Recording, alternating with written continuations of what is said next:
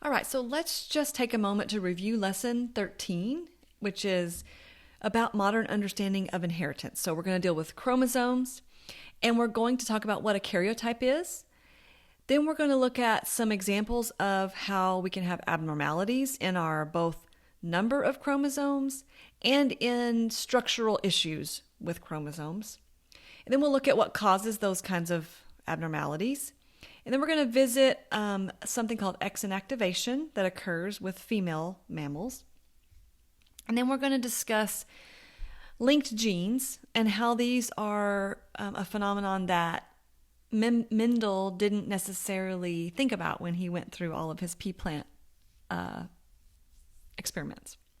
Finally, we'll end with a concept called epistasis, which deals with how one gene can affect another. Let's start with talking about a karyotype or a karyogram.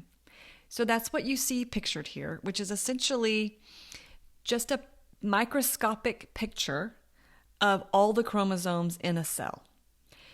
Now, obviously, they don't all line up this way in the cell, 1 through 22, and then the sex chromosomes. But the way that we obtain a karyotype is cells from a specific tissue are forced into cell division chemically. And then the chromosomes are actually stained. There's different ways that geneticists can stain the chromosomes.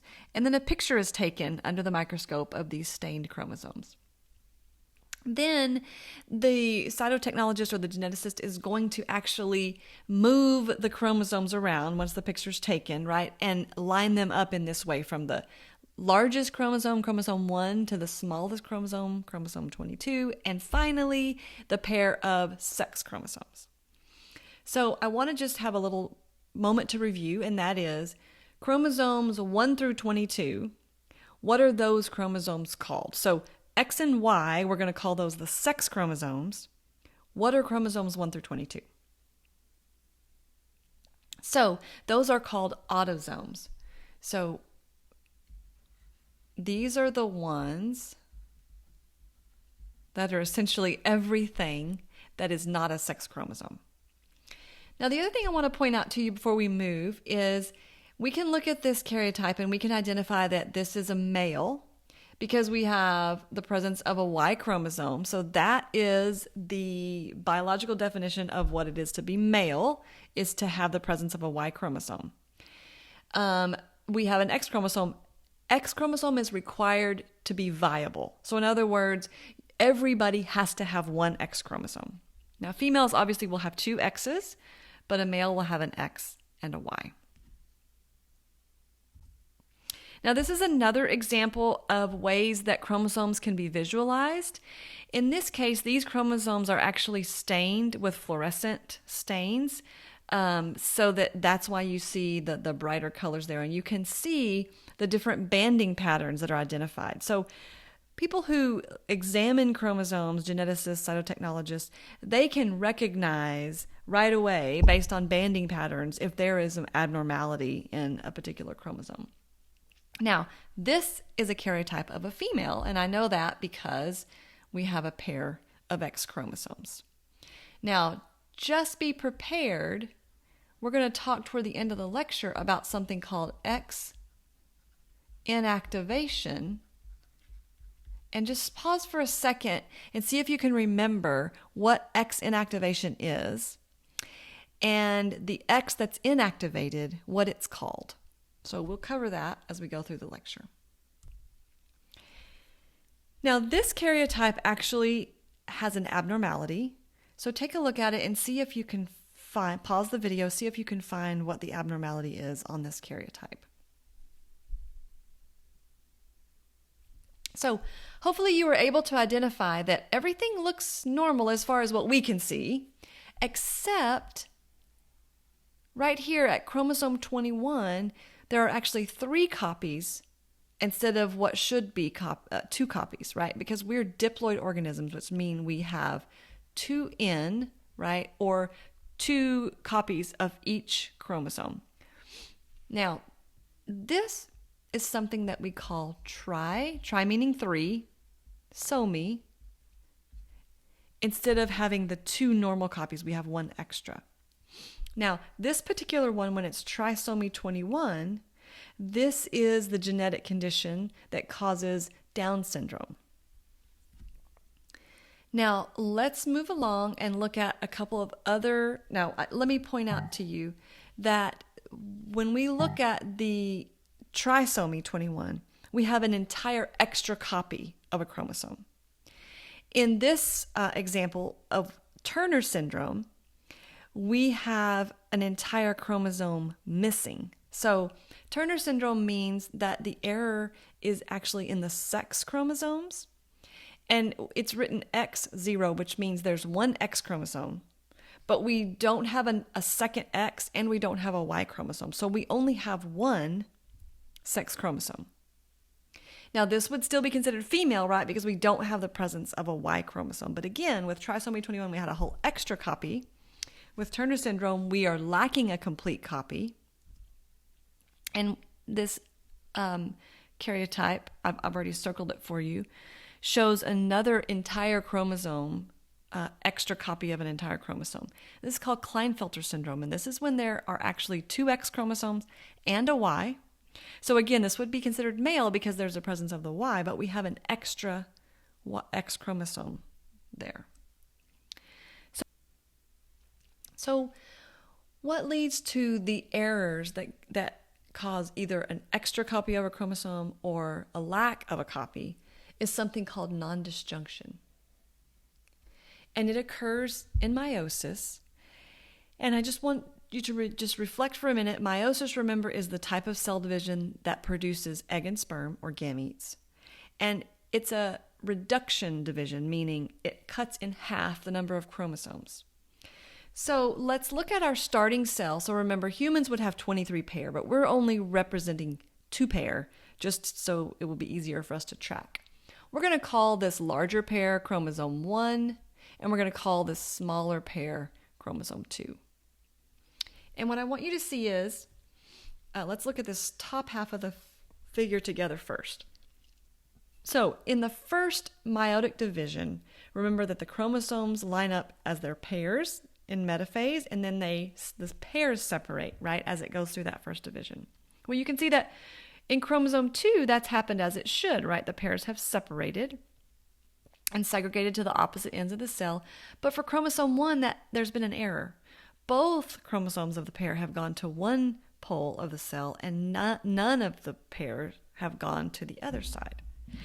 So when this cell then further divides through the second meiotic division, what we see is one of these cells has all the copies of chromosome 1, and the other cell has none of the copies of chromosome 1. Now, chromosome 2 segregated as it should, right?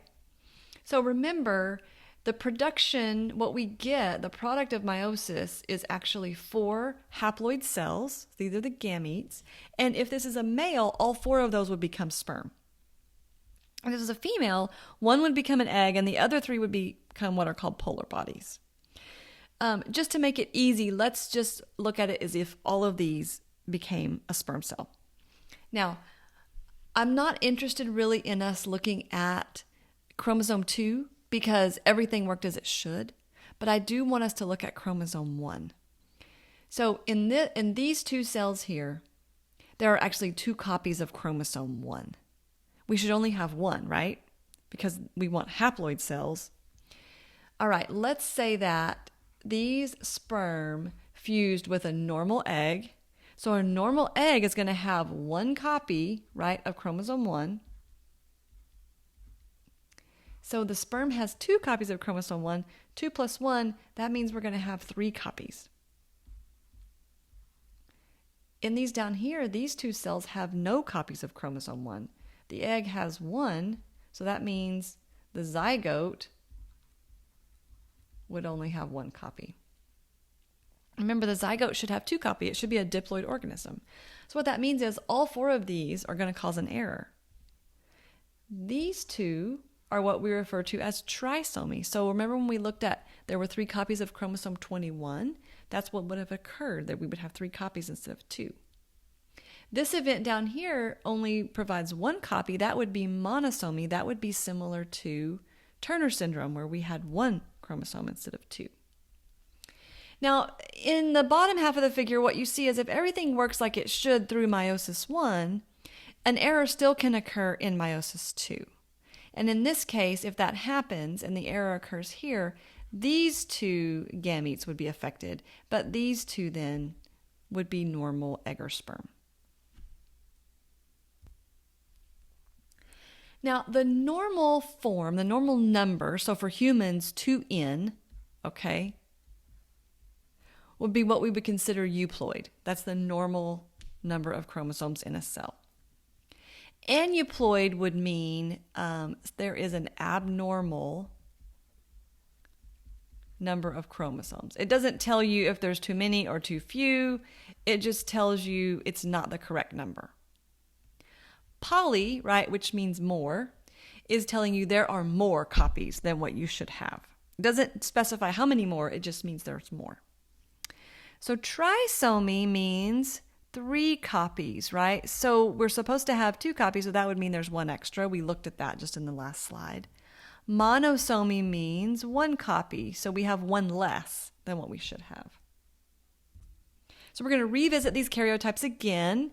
This is the one that shows trisomy 21.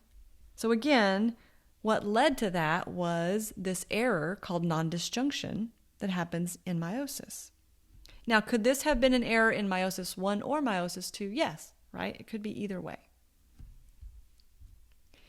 Turner syndrome is a monosomy event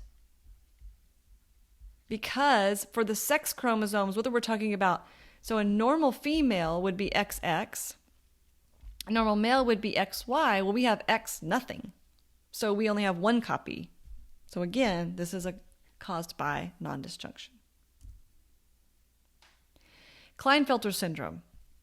We have 3 copies of the sex chromosomes. So this is a trisomy event, again, caused by nondisjunction.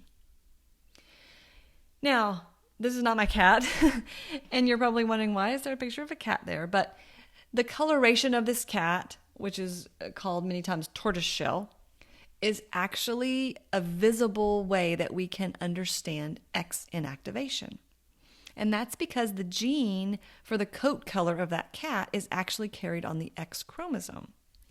Now, I asked you early to think about what is the X chromosome that gets inactivated, what is it called? So for females, we have 2 X chromosomes in every cell, but only one of those X's is actually active at any given time. The other one becomes very condensed, and it is called a bar body. Now, early on in development, for female mammals, when there are about 1,000 cells or so, these X's in each cell, one of the X's in every cell, randomly becomes inactivated and becomes the bar body. Every cell from that point, so that cell, when it divides into 2 and those cells divide again, all of those cells will inherit the same X chromosome that will become the bar body. But again, there's about 1,000 cells, so it's random. So you can see that in this cat, the X chromosomes that carry the gene for the black coloration, you can see where those have remained active. And those that carry the allele for the brownish yellow coloration, you can see where those have remained active. So that just gives us like a visible way to understand that in every cell, only one X is actually staying active. Now, we've talked about chromosomal abnormalities where we have a whole extra copy or lacking an entire copy. There are also chromosomal abnormalities that can happen where there are pieces of chromosomes that are lost, moved to the wrong spot, inverted the other way.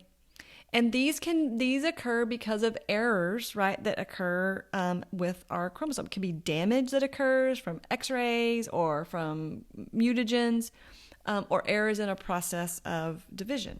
So let's look at what these are. So duplication is pretty easy. We see we have one segment, right, of the chromosome that gets copied twice.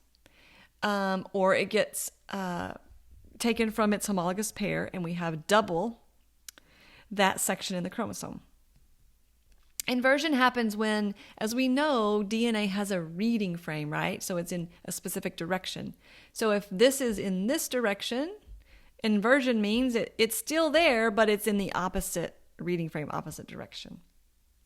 Deletion's pretty straightforward. A whole segment, right, is removed. Insertion is when you have a section of this chromosome that is inserted to a completely different, not the homologous chromosome, right? Not the same chromosome, a completely different chromosome. So this is not the same thing as crossing over, because crossing over occurs between homologous pairs. And translocation is when you actually have an exchange of information, kind of like crossing over, but again, this is not crossing over because crossing over would happen between homologous pairs. These are two completely separate chromosomes, so they do not have the same alleles in the same positions. Now, to finish up, let's just review for a second. When Mendel talked about the inheritance of genes, his experiments were done looking at genes or traits that were located on completely different chromosomes. So he had the law of independent assortment that said, if there is a gene located on chromosome 1, right, and a gene located on chromosome 2, those don't influence the inheritance of each other. They're completely separate.